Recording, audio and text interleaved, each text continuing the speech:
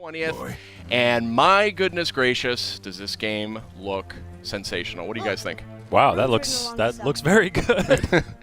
Now, Justin, you have not played it. Kristen, I'm coming totally fresh here. That's right. Kristen, you and I got a chance to play this. Yes, we did. And I think it's safe to say that we liked what we played. So first things first, I'm noticing R1, R2 for your attacks. That's a big change. Yes, indeed. No more face buttons. I believe that is still an option that you can select as an optional thing, but you're going to see why when you start playing the game. It's a lot more tactile. It's a lot more immersive.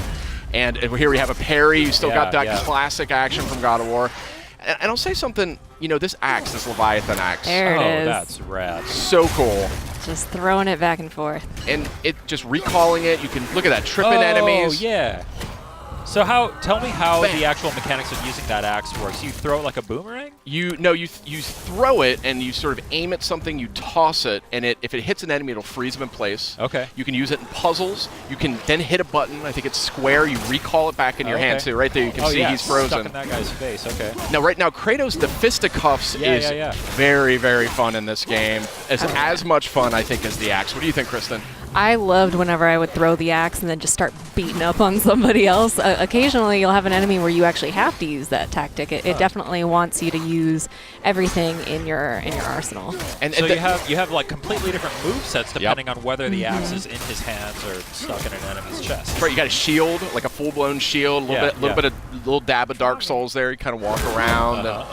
Shield comes in handy for this hand-to-hand combat too. The best defense is good offense, right? So these are the lighter slashes with the axe. I think it's R1. Okay. And it's a little bit reminiscent of the classic games, just with more impact. You can see juggling the enemy, hammering him into the ground. The head looks really chunky. Oh, yeah. Yeah. Very beefy. That was I was talking to Corey Barlog. He's the creative director at Santa Monica. And they wanted this weapon, this Leviathan axe, to have a weight to it. And I say mission accomplished. Absolutely. I see like a chain over there to the left that you were watching. That's cool. Still got those brutal. They are not toning down the brutality of this game. That's right. Yeah. So here's that chain. Your eagle eye caught there. Now here's a cool example of a puzzle. I remember this one instantly. This axe. You froze it in place. Oh, cool. Clever. Yeah. It's little things like that. I really like how they come at the puzzle solving in this. I always liked the puzzles in the last games, but it got to be a little bit much with the block pushing and everything. They really opened that up in this game. Big change. You didn't have to mash that button to open the chest. That's correct. Hack silver is one of the sort of resources you'll collect. Is that like a currency, a crafting material? What's that all A little bit of all the above. A little bit of both, okay. yeah. Just recall that back. Yeah. So cool. Nothing is more satisfying, though, when you do it. You got the big guy here. Big boy. Yeah. So, interesting detail here. You can either sort of let Atreus kind of just circle the perimeter, and he'll kind of do his own thing. Yeah. Call out enemy positions, things like that. Or you can actually manually direct him with the sun button, which I think is square. You can aim and have him fire directly at whatever you want. I like how the axe just kind of bounced off of him there. Yeah. That was fun. These trolls are not easy, I can tell you that right now. But Atreus definitely becomes very helpful. He can distract your enemy for you. He can sort of draw attention so you can just dive right in there. Yeah.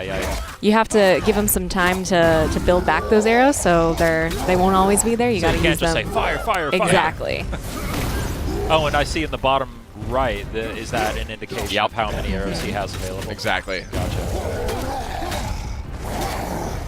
This guy takes some punishment. Yeah. The detail on these characters is staggering. Oh, and real quick, if you look at Kratos here, look at his kind of his butt, his thighs. You can see his remnants of his old armor poking out. You see those red straps? Oh. See what I mean? Like, there's a ton of details. Look at the wrappings on his arms. Yeah. From the chains. Where the chains were, yeah. It's super, super cool character design in this. Obviously, he's got the classic red war paint or scar or whatever that is. Yeah. Different kinds of chests of different animations. That's one way to open a chest. Classic Kratos. He doesn't have time to open chests. There's a lot of looting in this game. There's a lot of just kind of items and things, like reasons to explore sort of the world around you. I was digging in every nook and cranny. Do we know any more about how that all works, like the progression in terms of the currency systems and the economy? Yeah, we're going to see a little bit more of that later on, but that is deeper, I think, than you may be anticipating. So stay tuned. Oh, I got the old instruction manual here. That's very funny. Reversible box art. A little bit of Norse mythology. How did they get up there? What's So the- happening there at the end? They eat the sun and moon, and then everybody fights? Atreus the Scholar. That's right. Yeah, he can read all the sort of runic messages that are scattered around. So Is Kratos able to read that stuff? he is not. Oh, I see. So that's one of the things that's interesting about this game. That's super cool right there. I love that. Yeah. Atreus really is, as you can see, he's not, there's like zero maintenance involved. Oh, here's one of these kills. Bam! Wow. Satisfying.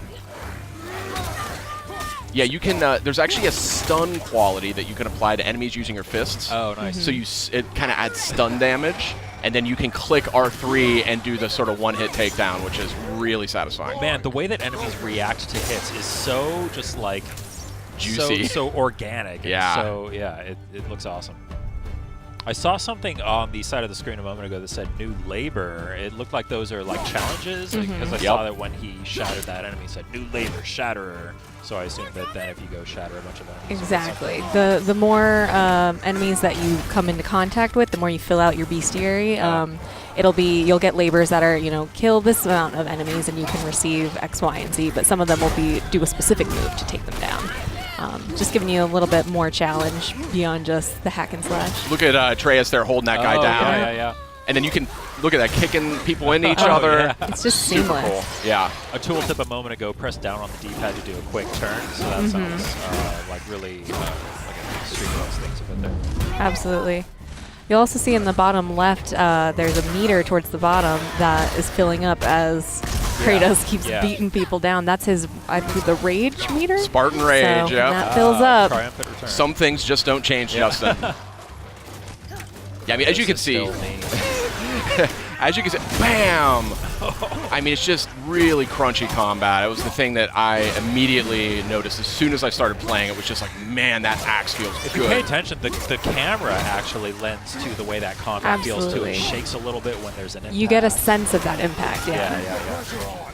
I mean, the Blades of Exile, Blades of Chaos from the last games, I mean, they were really cool weapons, but this one just has this sort of nastiness to it that I really appreciate.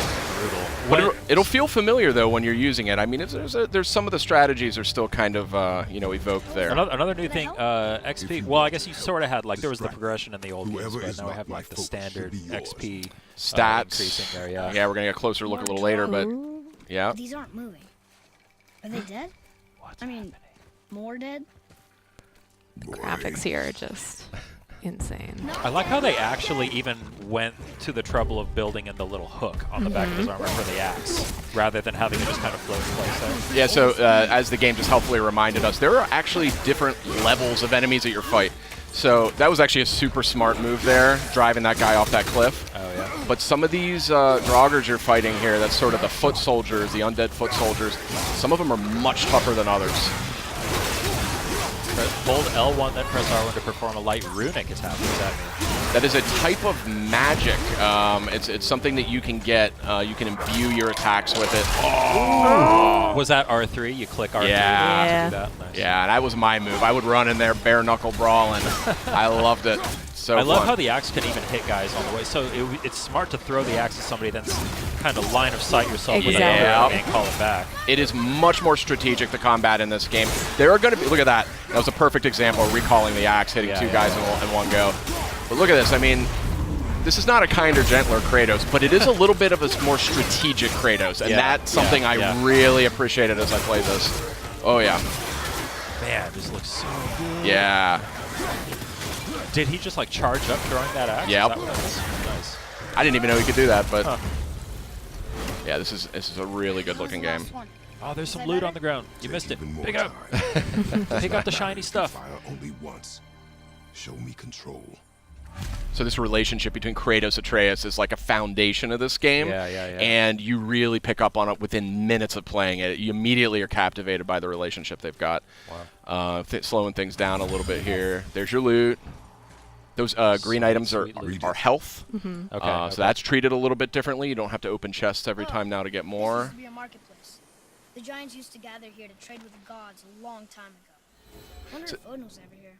I love the Norse mythology just kind of winds its way around everything. It's Exactly. It feels natural. Yeah. You're kind of unraveling it, and it's obviously a unique sort of interpretation. Do you know anything about how closely they kind of stuck to the original mythology, or how many liberties they took? I think so that's the thing about Norse mythology is it's super open to interpretation.